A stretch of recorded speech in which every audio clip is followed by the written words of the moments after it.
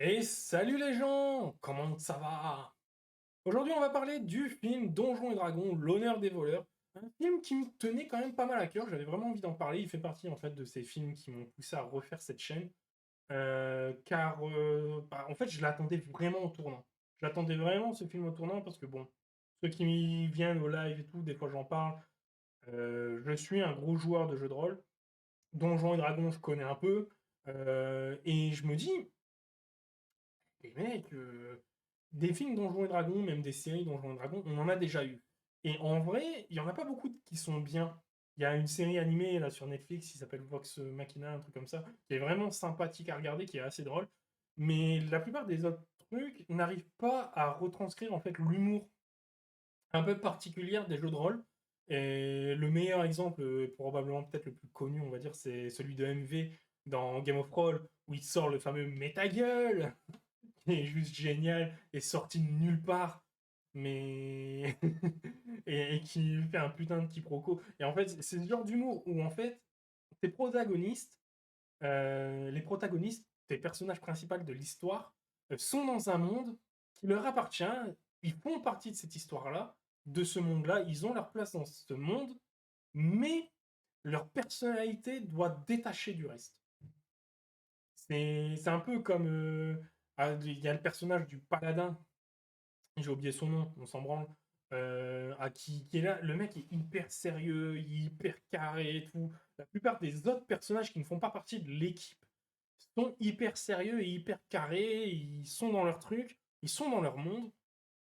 Et quand ils ont des dialogues face en fait à- au protagoniste, bah, tu sens qu'il y a un petit décalage. C'est comme si je l'ai oublié, c'est la barbare quand elle parle avec justement le paladin. Bah le mec il dit je ne comprends pas trop ça et tout. L'autre il se fout de sa gueule parce qu'il a aucun second degré, il comprend pas l'humour, il sait pas trop parler et tout. C'est sympa. Moi je suis très friand de ce genre d'humour et quand tu fais du jeu de rôle, quand tu es autour d'une table, que tu sois en tant que joueur ou en tant qu'MJ, t'es toujours confronté à ce genre de situation un peu burlesque, un peu sorti de nulle part avec quand t'expliques quelque chose, t'as toujours un joueur qui va te sortir ah putain, voilà encore des explications où, là dans le film, c'est l'autre qui va encore nous faire une leçon d'histoire. Je trouve ça trop drôle. Et je m'y attendais vraiment pas, mais j'en ai presque versé une larme de rire. C'est le fameux FDP qui sort en mode ouais, le méchant, c'est un vrai fils de pute, quoi. J'ai trouvé ça, mais d'un délire. Je m'y attendais tellement pas que ça sorte comme ça de manière totalement naturelle. Et le personnage, il fait hein, quoi, comment? Le paladin, en fait, il entend ça, il comprend pas. Il fait hein, quoi, comment? Je suis pas sûr de vous comprendre, c'est quoi ça?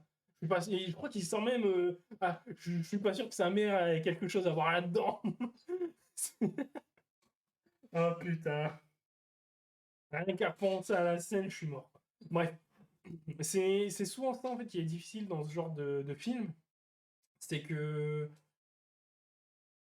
c'est dans ce genre de film et dans ce genre d'univers, c'est des fois très compliqué de pouvoir créer un personnage sérieux auquel on peut s'attacher et qu'on va vouloir suivre dans son aventure, alors que le mec est quand même un peu, on va dire, un peu séparé du monde qui l'entoure et il doit être un petit peu différent. Il doit en fait avoir un certain contraste avec le reste en fait.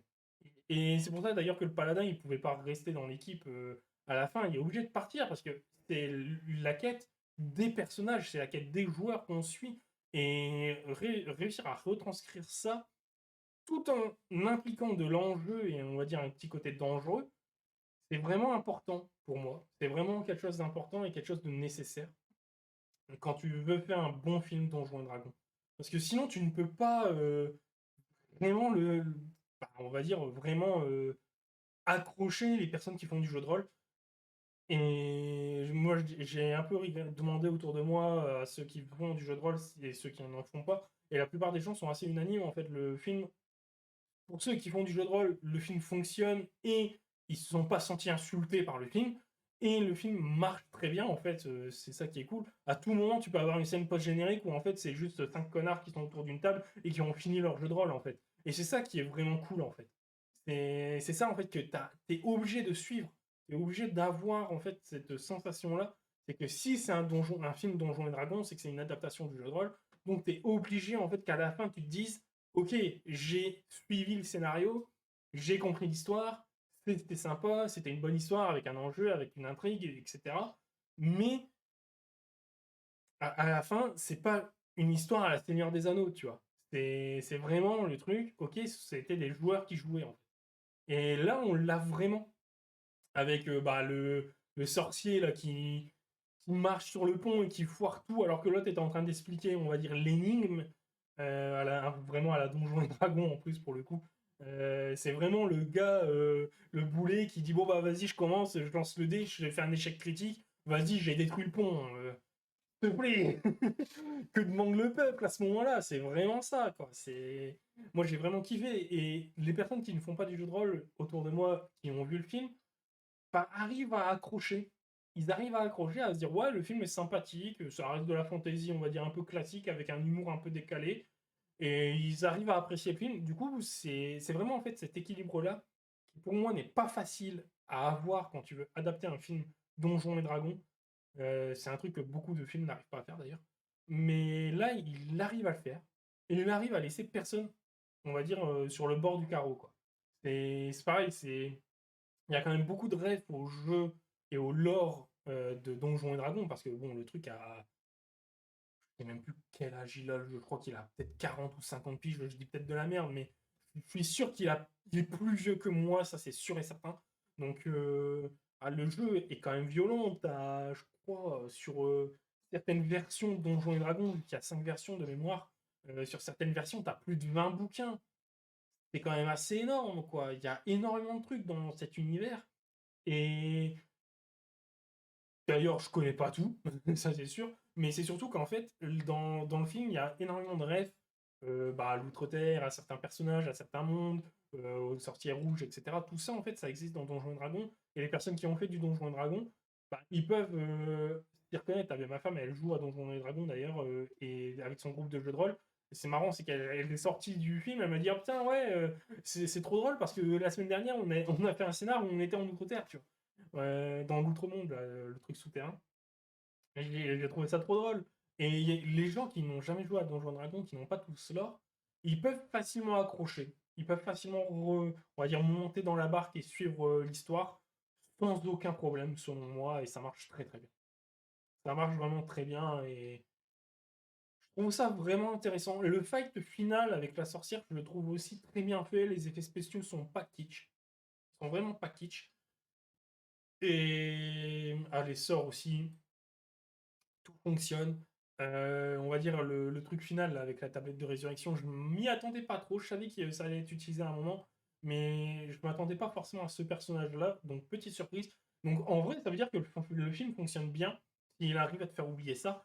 Et petite mention honorable sur le dragon, on va dire en surpoids du film, que je m'y attendais pas à voir ça. J'ai réussi à skipper toutes les bandes annonces autour du film, hein, c'est pour ça. Mais je m'attendais vraiment pas à voir ça. J'ai trouvé ça presque loufoque, un peu cringe et vraiment décalé. Et vraiment le truc un peu drôle qu'un MJ peut te sortir de son chapeau, etc. Je connaissais pas ce dragon, ils ont dit son nom, mais je me souviens pas l'avoir déjà rencontré, on va dire, dans une partie, donc je connais pas. Vu que Donjons et Dragons, je maîtrise pas, mais je joue en tant que joueur. Donc je me souviens pas en fait de l'avoir vu, déjà croisé en tout cas. Si c'est le cas, il m'a pas laissé une énorme surprise, mais c'est vraiment le truc que le MJ peut te sortir, ouais, vous êtes face à un dragon, par contre le dragon est en surpoids. Franchement, j'ai trouvé ça hilarant, le fight et tout, j'ai trouvé ça très très drôle. Les différents, on va dire, ressorts comiques, les rebonds et tout fonctionne.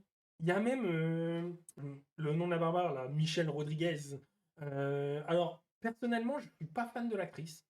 Après, j'ai pas vu beaucoup de ses films, surtout dans Fast and Furious. Donc c'est peut-être pour ça que je suis pas très très fan de l'actrice. Personnellement, je l'aime pas. J'ai pas souvenir de l'avoir vu dans un film que j'ai aimé. De toute façon, bon, les Fast and Furious, il y a certains films que j'ai aimé, mais l'actrice en tant que telle, je l'ai jamais vraiment trop apprécié.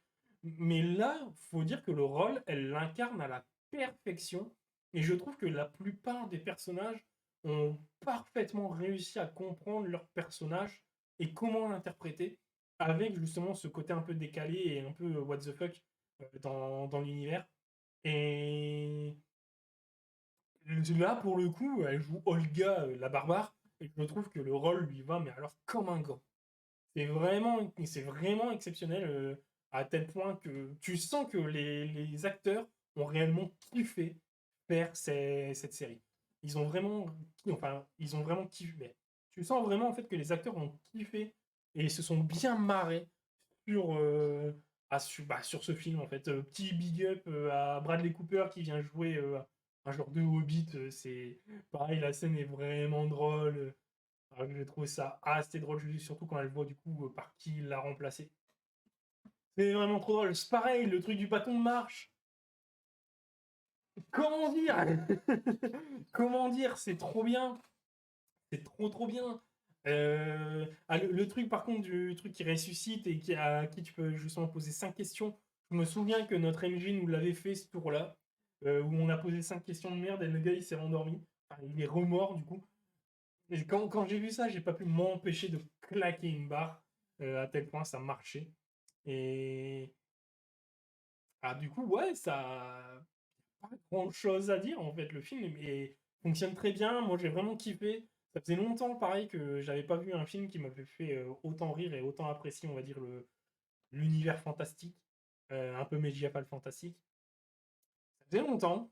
Et franchement, ces derniers temps, on est assez gâtés parce que faut quand même pas me se mentir. On a eu beaucoup de films à chier aussi ces derniers temps, mais les derniers films que j'ai été voir là, c'est Mario, Les Gardiens, Donjons et Dragons.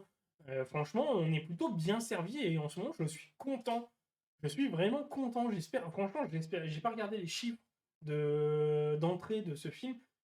Quand j'ai été le voir, après c'était au matin, il n'y avait pas grand monde dans la salle. Et j'espère vraiment qu'il fera de belles entrées au box-office et que ça donnera envie en fait aux gens qui ont fait ce film d'en faire un deuxième. Parce que franchement, je demande que ça, voir d'autres films du même genre. Ça serait vraiment un kiff absolu de pouvoir voir ça. Du coup, si vous ne l'avez pas vu, je peux que vous encourager à le voir parce que franchement, très très bon film, très marrant. Si vous en plus vous êtes fan de tout ce qui est un peu comique et fantasy, franchement, vous allez kiffer votre race. Si vous êtes des rôlistes, vous allez kiffer également. Je ne vois pas comment quelqu'un qui aime faire du jeu de rôle ne pourrait pas apprécier ce film. Ça, c'est clair et net. Si c'est le cas, c'est que tu sais pas faire du jeu de rôle. J'en ai rien à foutre. Aujourd'hui, je balance, j'en ai rien à foutre. J'en ai plus rien à cirer. Ce film, pour moi, est très réussi. Je l'attendais au tournant, j'avais vraiment peur qu'il passe à côté d'une réussite et qu'il rentre, on va dire, dans les clichés. Surtout, justement, avec Michel Rodriguez, la barbare, la Olga, en mode femme forte qui méprise les hommes, etc. C'est un peu le cas, mais le personnage reste attachant et sympathique. Et c'est pas qu'elle méprise les hommes, c'est juste qu'elle s'en bat les couilles en fait. Elle fait sa vie et elle s'en bat la race en fait.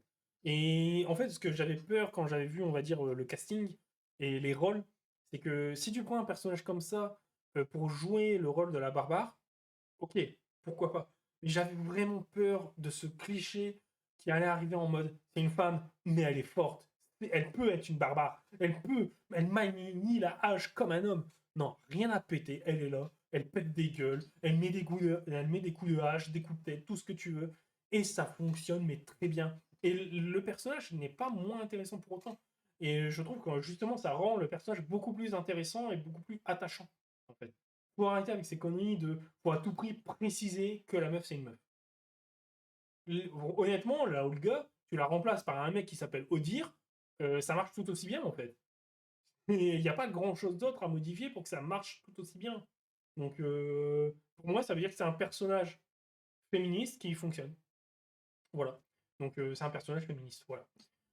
Du coup, ça c'est plutôt pas mal. J'avais vraiment, bon, franchement, le film sur le coup, sur le papier, j'avais vraiment peur qu'il soit raté. Et au final, c'est une pure réussite pour moi. Bon, après, j'irai pas dire que c'est jusqu'à un chef-d'œuvre, mais vraiment, c'est une réussite. J'espère vraiment qu'ils vont continuer et essayer d'en faire d'autres, parce que vraiment, j'avais l'impression de voir en fait un scénar se dérouler sous mes yeux, et ça, j'aime bien. Donc voilà, je vais m'arrêter là. Je vais m'arrêter sur ça. Je vous souhaite du coup une bonne journée, une bonne après-midi, une bonne soirée, tout ce que vous voulez et que la force soit avec vous. Salut!